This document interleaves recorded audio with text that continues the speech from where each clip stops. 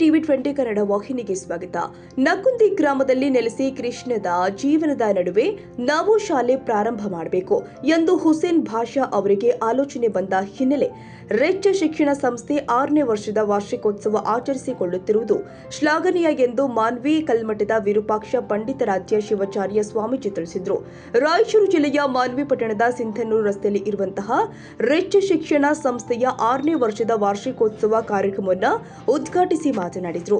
ಪೋಷಕರು ತಮ್ಮ ಮಕ್ಕಳಿಗೆ ಹೆಚ್ಚು ಅಂಕ ಪಡೆಯಬೇಕು ಸಲಹೆ ಕೊಡುತ್ತಾರೆ ವಿನಃ ಅದರ ಜೊತೆಗೆ ಸಂಸ್ಕಾರದ ವಿಚಾರ ತಿಳಿಸಿದಾಗ ನಿಮ್ಮ ಮಕ್ಕಳೇ ಬದಲಾವಣೆಯಾಗುತ್ತಾರೆ ಎಂದಿದ್ದಾರೆ.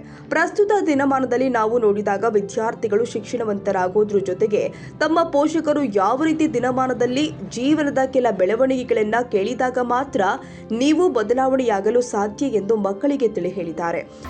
ಶಿಕ್ಷಣ ಅಂತಂದ್ರೆ ಅದು ಕೇವಲ ಓದಲಿಕ್ಕೆ ಮತ್ತು ಬರೀಲಿಕ್ಕೆ ಹೇಳಿಕೊಡುವುದಕ್ಕಷ್ಟೇ ಸೀಮಿತವಾಗಿಲ್ಲ. ಶಿಕ್ಷಣ ಅಂತಂದ್ರೆ ಮತ್ತಿನ್ನೇನು ಅಂತಂದ್ರೆ ಧೈರ್ಯ. ಯಾವ ಶಿಕ್ಷಣ ಒಂದು ಮಗುವಿಗೆ ಧೈರ್ಯ ಕಲಿಸಿಕೊಡುವುದಿಲ್ಲೋ ಅದು ಶಿಕ್ಷಣವೇ ಅಲ್ಲ. ಓದಲಿಕ್ಕೆ ಬರೀಲಿಕ್ಕೆ ಎಲ್ಲರಿಗೂ ಕಲಿಸಿಕೊಟ್ಟ ಆದ್ಮೇಲೆ ಅವನ ಹತ್ರ ಧೈರ್ಯ ತುಂಬಿಲ್ಲ ಶಿಕ್ಷಣ ಅಂತಂದ್ರೆ ಶಿಕ್ಷಣದ ಕೆಲಸ ಇನ್ನೂ ಮುಗುದಿಲ್ಲ ಅಂತ ಅರ್ಥ. ಅವನು ಸಂಪೂರ್ಣ ಶಿಕ್ಷಣವಂತನಾಗಿಲ್ಲ ಅಂತ ಅರ್ಥ.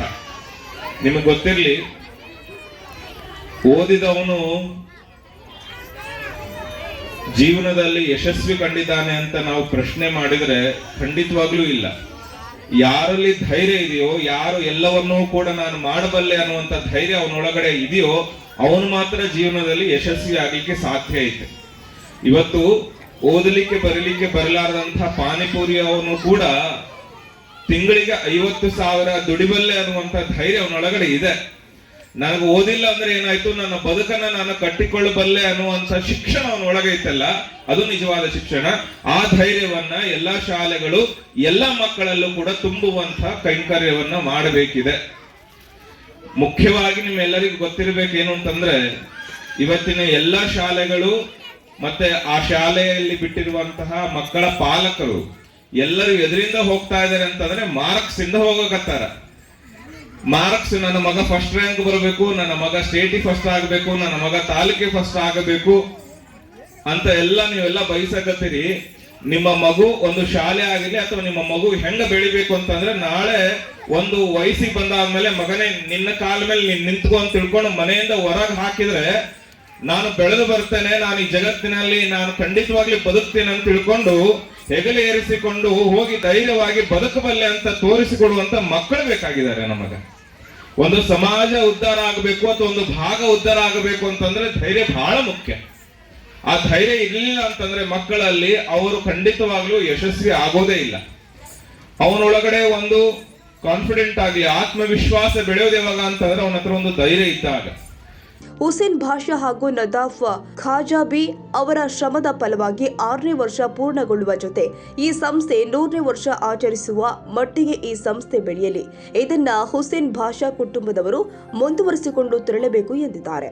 ಸೈಯದ್ ಖಾದರ್ ಭಾಷಾ, ಟಿವಿ 20 ಕನ್ನಡ ನ್ಯೂಸ್, ಮಾನ್ವಿ.